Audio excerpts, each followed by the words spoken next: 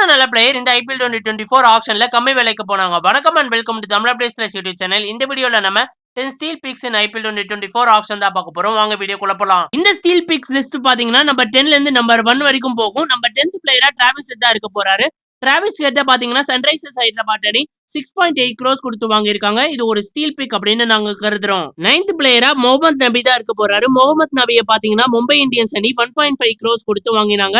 இது ஒரு steel big அப்படின்னு நாங்க கருதுறோம். 8th பிளேயரா தில்ஷன் மதுஷங்கா தான் இருக்க போறாரு. தில்ஷன் மதுஷங்காவை மும்பை இந்தியன்ஸ் அணி 4.8 crores கொடுத்து வாங்கியிருக்காங்க. 7th பிளேயரா முஜிபுர் ரஹ்மான் தான் இருக்க போறாரு. முஜிபுர் ரஹ்மான பாத்தீங்கன்னா 2 crores கொடுத்து கேகேஆர் அணி வாங்கினாங்க.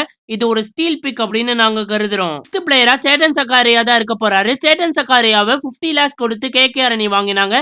இது ஒரு ஸ்டீல் பிக் அப்படின்னு நாங்க கருதுறோம். 5th பிளேயரா ஷர்துல் தாக்கூர் தான் இருக்க போறாரு. ஷர்துல் தாக்கூரை பாத்தீங்கன்னா சென்னை சூப்பர் கிங்ஸ் அணி 4 crores கொடுத்து வாங்கியிருக்காங்க. இது ஒரு ஸ்டீல் பிக் அப்படின்னு நாங்க கருதுறோம். 4th பிளேயரா கார்த்திக் தியாகி தான் இருக்க போறாரு. கார்த்திக் தியாகியை ஜிடி அணி 60 lakhs கொடுத்து வாங்கினாங்க.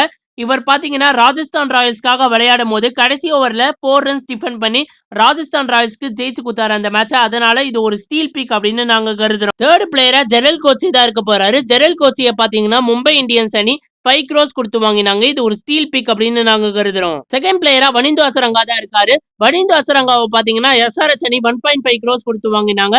இவர் ஒரு ஃபென்டாஸ்டிக் ஆல்ரவுண்டர். இவருக்கு இவ்வளவு கம்மி பிரைஸ் கொடுத்து வாங்கினது ஒரு ஸ்டீல் பிக் அப்படின்னு நாங்க கருதுறோம். ஃபர்ஸ்ட் பிளேயர் வேற யாரும் இல்ல, ரச்சின் ரவீந்திரா தான். ரச்சின் ரவீந்திராவை பாத்தீங்கன்னா சென்னை சூப்பர் கிங்ஸ் அணி 1.8 crores கொடுத்து வாங்கினாங்க. இவர் ஒரு ஃபென்டாஸ்டிக் வேர்ல்ட் கப் அப்புறமா இந்த ஐபிஎல் ஆக்ஷன்ல வராரு. இவர் இவ்வளவு கம்மி பிரைஸ்ல போவார் அப்படின்னு யாருமே எக்ஸ்பெக்ட் பண்ணல. அதனால இது ஒரு ஸ்டீல் பிக் அப்படின்னு நாங்க கருதுறோம். சோ கைஸ், நீங்க என்ன நினைக்கிறீங்க? எந்த பிக்க நீங்க ஸ்டீல் பிக் அப்படின்னு ரேட் பண்றீங்க அப்படின்றத கமெண்ட் பாக்ஸ்ல கமெண்ட் பண்ணுங்க. இந்த வீடியோ பிடிச்சிருந்தா லைக் அண்ட் ஷேர் பண்ணுங்க. And more importantly Tamil updates plus YouTube சேனலுக்கு மறக்காம சப்ஸ்கிரைப் பண்ணுங்க நண்பா.